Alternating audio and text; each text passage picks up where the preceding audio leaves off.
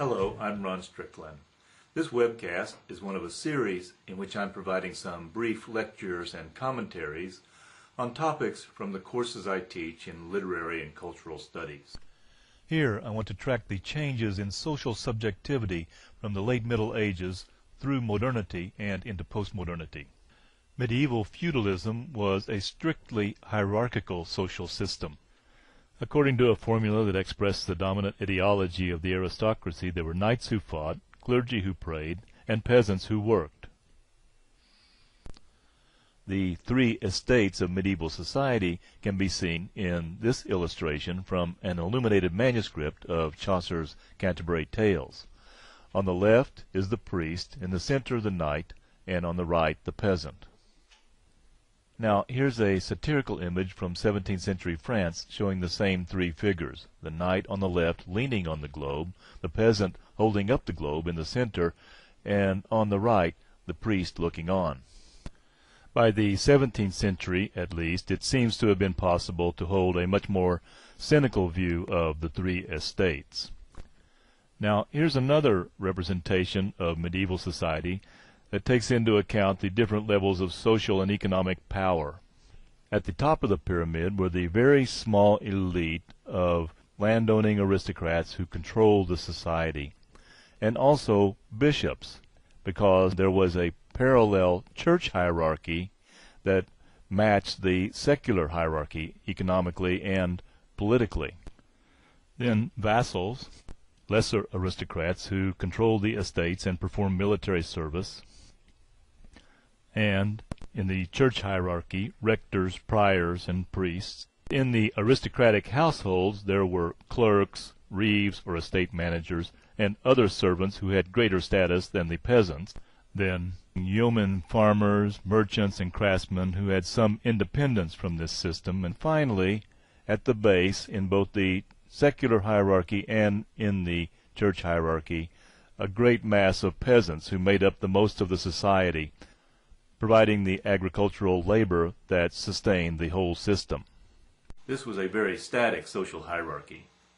There was virtually no social mobility. In theory, everyone was born into a particular station in society. If you were born a peasant, you remained a peasant.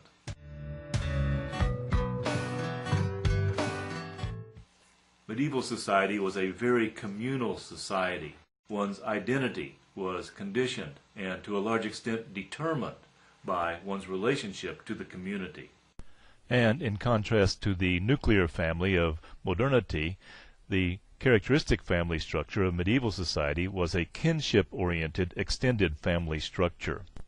This family consists of all of the children and descendants of a particular patriarch, but also household servants, distant relatives, and other associates.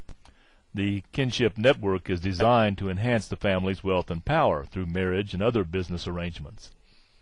The extended kinship family of medieval society was a hierarchically structured network. Individual members of the family were dependent upon the family for support, and the patriarch exercised strong control over life decisions such as choice of occupation, whom to marry, where to live, and so on. With its communal structure and extended family networks, medieval society was one in which the individual had a much narrower scope of action, a much more limited scope of agency than we imagine for individuals in modernity. However, by the end of the Middle Ages, changes that would bring about the ostensibly autonomous individual subject of modernity were clearly on the horizon.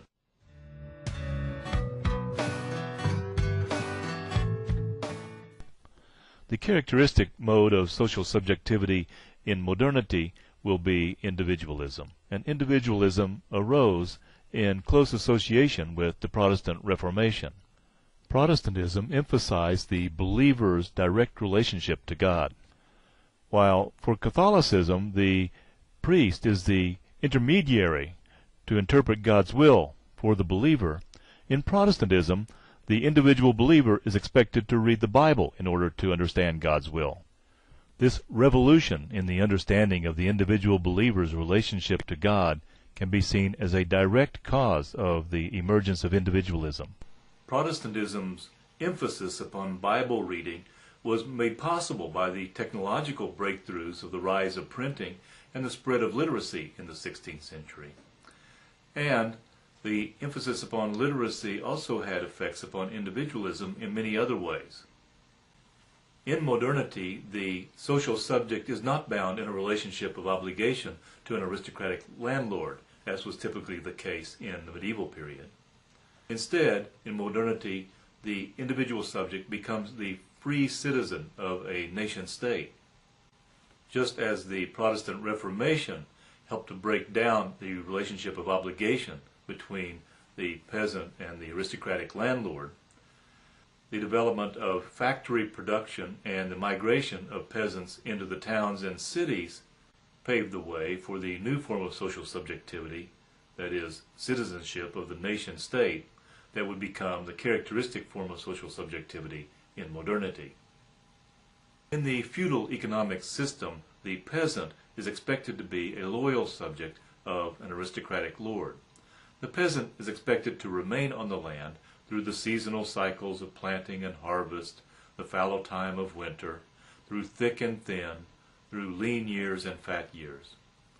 But in the new economic relations of capitalism in the 16th century, with the factory mode of production and the migration of peasants to towns and cities, the worker is expected to find a new job if orders run short for the factory.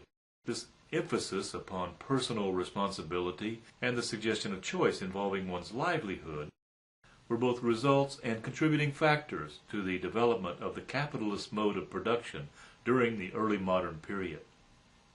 So the urban factory worker is expected to be independent and self-reliant, while the rural peasant is expected to be dependent upon the community and on the family. A key manifestation of this new independence is that in modernity the extended family declines and is replaced by the nuclear family. In late modernity, the progressive detachment of individuals from community and family relations is one of the factors that leads to increasingly widespread alienation. The alienation of the individual from traditional support networks causes psychological stress and provokes social crises in advanced industrial societies. This widespread social alienation would be incomprehensible in medieval society. Now I'd like to compare two paintings that I think will show the differences between medieval and modern subjectivity, and to show how a human social discourse like art can both express and help to produce these different ways of understanding.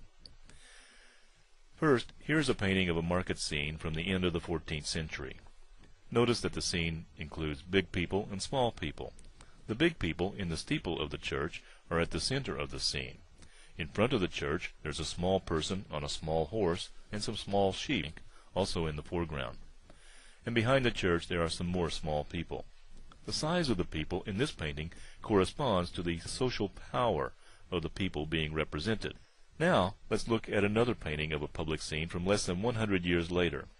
This is one of the first paintings to employ the newly discovered technique of perspective. In this painting, there are small people and large people, but the large people are in the foreground and the small people are in the background. The people in the foreground are still important. That's Christ there handing the keys to the church to St. Peter. But the difference in size between the large people and the small people represents their physical proximity in relation to the viewer, rather than their importance in the social hierarchy. With that, I'll conclude this webcast. But if you have questions or comments as you're reading about and thinking about this topic, send me an email.